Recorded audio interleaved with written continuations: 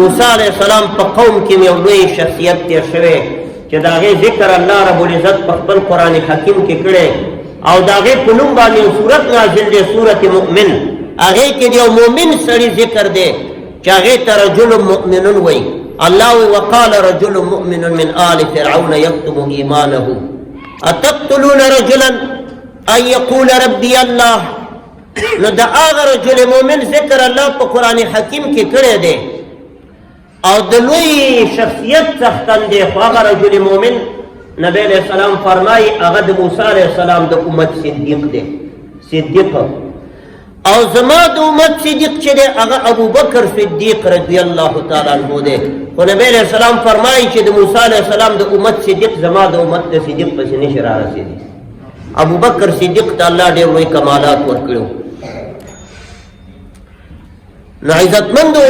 د نبی علیہ السلام مبارک د امت په ټولو امتونو کې سردار امت دی او د نبی علیہ السلام کمالات په ټولو پیغمبرانو باندې اوچت کمالات دي نو په دې وجه باندې د نبی علیہ السلام مبارک تابعداري چې چا کړې د هغې ته هم الله ډېر لوړ مقام ورکوي او چا چې د نبی علیہ السلام خلاف کړی د موسی علیہ السلام خلاف فرعون کړی اب هم جهنم ته ځي او د رسول الله صلی الله علیه وسلم خلاف ابو جهل کړی دا به هم جهنم ته ځي خو د ابو جهل عذاب د فرعون نه چې دی څو چنده اوچت دی ځکه چې دی د نبي کریم صلی الله علیه وسلم خاتم النبیین خلاف کړی دی او د کفر د فرعون د کفر په نسبت باندې ډېر دی د نبی علیہ السلام مبارک تابعداري او سنت طریقې راوستل دا کې د دنیا او د آخرت کامیابین او فلاح دی نبی علیہ السلام مبارک یو وارې صحابو سره ناستو او په دې مجمع کې یو صحابي ناستو خفه او پریشان و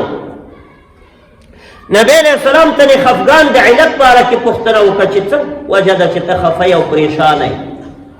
هغه ورته ویل یا رسول الله دې دنیا کې چې موږ ستا مجلس نه لږ لرې شو نو موږ چې کور ته لاړ شو یا تا نه جدا شو نو موږ باندې دا سات نه تېرېږي او موږ چې کله به د نبی علیہ السلام سره به یو ځای کېږو نو زه په دې فکر کې ما دې فکر اخیستی یم چې په ورځ د قیامت په ته جنت ته ځې او موږ به الله جنت ته وړي خو ستا جنت به زموږ نه ډېر عالي او اوچت کې تا سره به زموږ ملاقات نه کېږي ته به په اعلی مراتبو او مقاماتو د جنت کې نو چې تا سره زموږ ملاقات نه کېږي موږ به خپل جنت کې پریشان او خفه یو زه اوس نه دې فکر اخیستی یم دا به څه کېږي چې ستا ملاقات نه کېږي او تا سره یو ځای کېدی نه کېږي نو الله رب العزت جل مجده آیت راولېږلو د جبرائیل علیہ السلام په وساطت باندې د دې صحابي د تسکین دپاره الله آیات راولېږلو ومن یطع الله ورسوله فاولئک مع الذین انعم الله علیهم هغه چا چې اطاعت د الله او د رسول کو د الله خبره ومنله او د رسول علیہ السلام نقشه او سنت طریقې خپلې کړلې الله وی دغه خلق به د هغه کسانو سره په جنت کې چې چا باندې الله انعام کړی یعنې د نبیانو سره به په جنت کې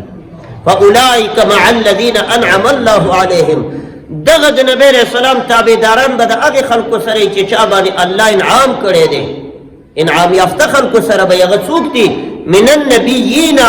والصدیقین والشهداء والصالحین وحسن اولئک رفیقا دا خلک به د نبیانو سره په جنت او دا به د صدیقینو سره دا به د شهیدانو سره او د صالحینو سره دا څوک ومن یطع الله ورسوله هر چا چې د الله او د رسول اطاعت وکړو د دې دا مطلب نه دی چې ګنې دا به د پیغمبرانو سره یو جنت کې ټول عمري مطلب ملاقات به ورسره کېږي د نبی علیہ السلام سره د هغه ملاقات باندې او دیدار باندې به الله مشرف کوي چا چې د الله او د رسول اطاعت وکړلو نبی علیہ السلام چې کوم جنت کې دی او یو لک څلېرې زره پیغمبران کوم جنت کې دی الله به دوی ملاقات ته ورپرېږدي ورسره به ناسته کوي دیدار او دیدن به کېږي که وغواړي چې ابراهیم خلیل الله سره ملاو شم که وغواړي چې نوح علیہ السلام سره ملاو شم که وغواړي چې آدم علیہ السلام او زکریا علیہ السلام سره ملاو شم او که وغواړي چې د خاتم النبیین صلی الله علیه وسلم سره ملاو شم فاولئک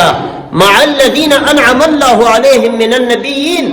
الله وی دا به د هغه خلکو سره چې الله پې انعام کړی یعنې د نبیانو سره به جنت انبیاو سره به ملاویږي دې وجې نه نبی علیہ السلام مبارک یو صحابي ته وفرمایل